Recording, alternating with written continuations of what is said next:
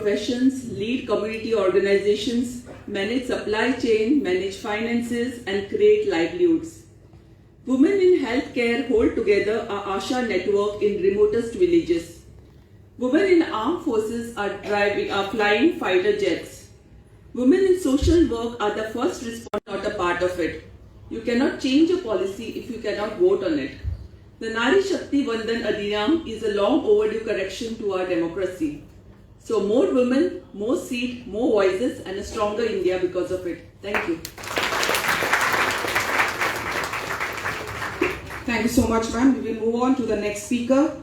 Chairperson of GCCI Women's Wing, she has consistently worked towards strengthening women participation in business and leadership. May I now request Mrs. Sandra Fernandez to address the gathering.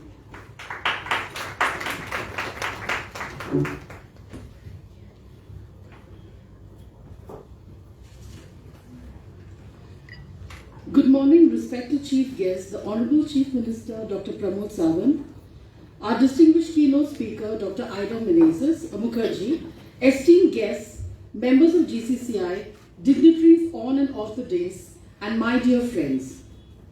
It's both an honor and privilege to stand here before you today for this meaningful gathering, the Town Hall of Women. Today, it's not just a discussion. It is about direction. It's about asking ourselves, are we truly building a democracy that represents all of us? Women today are not in the sidelines. They are at the forefront. They are entrepreneurs, professionals, innovators, and leaders. They contribute significantly to our economy and participate actively in our democracy, often voting in equal or even higher numbers than men. And yet, when we look at the representation in decision-making bodies, the numbers tell a different story. But all this is going to change now. That is where the 33% reservation for women in politics becomes not just relevant, but essential. And thanks to our Honorable Prime Minister, Shri Narendra Modi, we are all set to embrace it. It's not about giving women an advantage. It's about creating an equal opportunity where it has long been denied.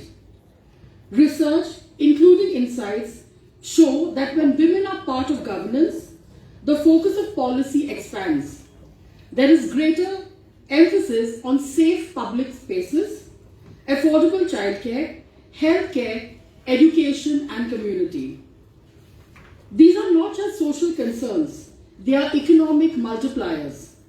When women are empowered, families become stronger and economies become more resilient. Women leaders also bring lived experiences into policy making. Laws relating to domestic violence, workplace safety, and health become more grounded, more empathetic, and more effective. There is a growing evidence that women in leadership often bring a more transparent and community-oriented approach, helping strengthen trust in governance. But beyond policies and performance, there is a deeper transformation. When young girls see women in positions of power, I can see a lot of students in the audience too, it changes what they believe is possible. It encourages them to dream bigger, pursue education, and define their own futures. At the GCCI Women's Wing, we strongly believe that empowerment must go beyond financial support. While schemes are important, true empowerment lies in the decision-making power. We must move from seeing women as beneficiaries, but recognize them as leaders and change makers. Because real empowerment is not about giving support alone, it's about sharing power. Thank you. Thank you so much, ma'am. Our next speaker is the founder of Women, a platform that uplifts and connects women entrepreneurs. She represents the spirit of modern collaboration and growth. May I now invite Sia Sheikh to share her views.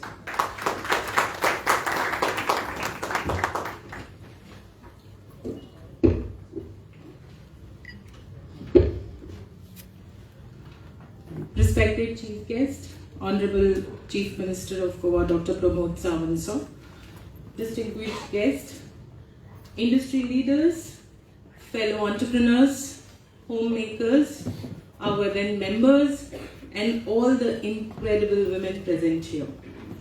I stand here with deep gratitude and even deeper belief in the strength of every woman in this room.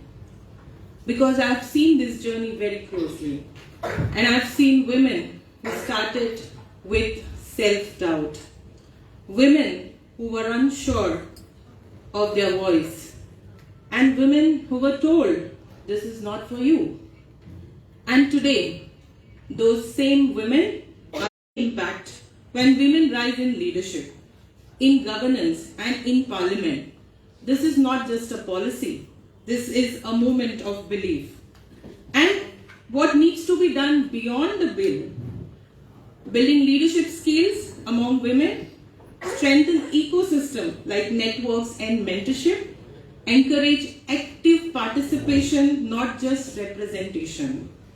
And this bill is not just a destination, I think it's just spaces must continue to evolve, becoming more accessible, inclusive.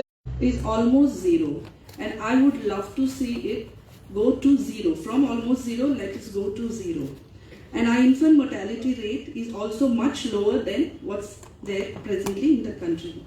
This shows that health care is made available to women from far and wide. Clinics to the counselor, the woman is forgotten because she herself goes through a lot of mental issues. So mental health of women has to form an important aspect of any decision. So it's an extremely praiseworthy step to include women in the mainstream politics by providing them 33% reservation, because women bring compassion, resilience, patience and tenacity to the table. I take this opportunity to congratulate our leaders for this foresight and wish them all the best. Thank you.